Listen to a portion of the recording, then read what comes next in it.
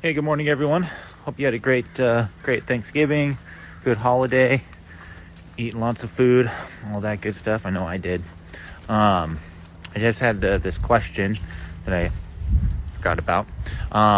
Sorry, but here we are now to answer it. So, how to help with loose leash walking or get to that point? So, I think one of the first things would be, this is before, I think even before tools and all of that, is changing up how you think of the walk. So we always tell folks, think of your walk as time invested and not so much distance invested. So 20 minutes walking in a square is the same thing as 20 minutes walking around the neighborhood. It's just one's going to have less distractions, which is going to help you with starting to create what you're looking for on the walk. Okay, you want to keep it light, right? So you also want to take a look at all the leading moments before going on the walk. Like what happens when you bring the leash out? Do your dogs get really excited? If you leash that up, you say yes to the excitement, okay? And then that's just going to carry over when you open the front door, and then when you start to even actually head outside. It's just going to stack and stack, and then your dog is going to be just really overly excited, and that's going to contribute to the pulling. So if your dogs get really excited when the leash comes out, pause. Maybe you put the leashes away and go sit back down, or just put them on the ground, and just change up what this looks like, because they have created the pattern, or they know what the pattern is of leash equals fun outside stuff, and then they get excited about that. So you want to start to slow all of that stuff down. So the other thing too is you want to look for shifts in their state of mind. So even when they get calm and you leash them up, they could get excited again, and that would mean okay, here's where we're going to practice, so that means you just might be walking inside your house, and that's a good place to start anyways, because if your dogs are willing to pull inside the house and stuff, the inside the house is going to be good practice, because now you're going to be changing how they actually perceive the walk and what it looks like, right? So you want to slow all that stuff down. You want to take a look at when your dog starts to lift up, okay? Because then it might be, again, walking around inside the house.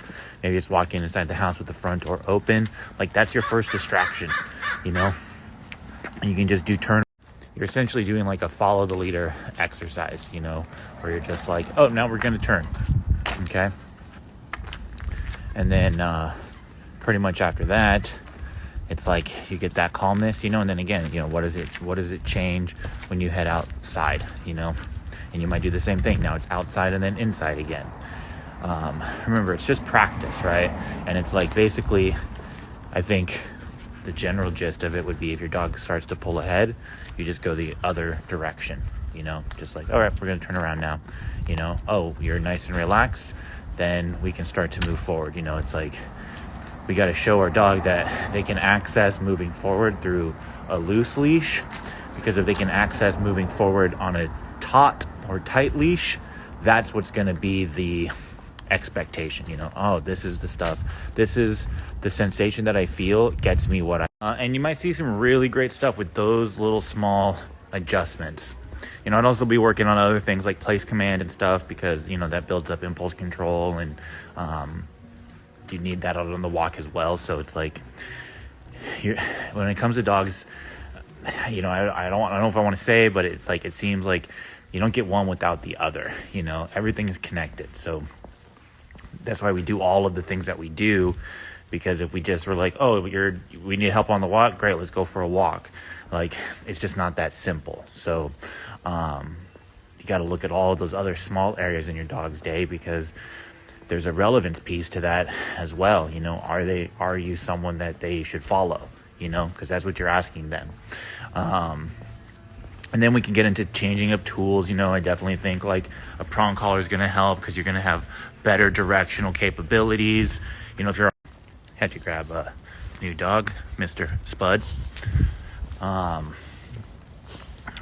But yeah, tools and things like that, they definitely help, but remember, state of mind is a big part of this, and tools help with the training, but there's these other aspects of it that, we need to consider as well, because the tools alone won't change everything.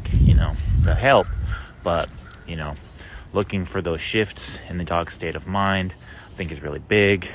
Training the walk, teaching what the expectation is, and you're only just going to do that, in quieter environments. And as your dog gets better, then you up the distraction a little bit, and that can look like I said, walking in the house, going into the front yard, up the block, down the block, without ever really leaving. So I think that's it. I think those are all the things that I would look at. So, let me know if you have any other questions about that. I know it's kind of a long answer, but that's kind of like how it is. There's not a lot of shortcuts. Got to look at all the things sometimes in order to get some gains on the thing that you're looking at, right? So working on the back end stuff to work on the front end stuff. So anyways, hope that helps, and thanks for the question. Bye.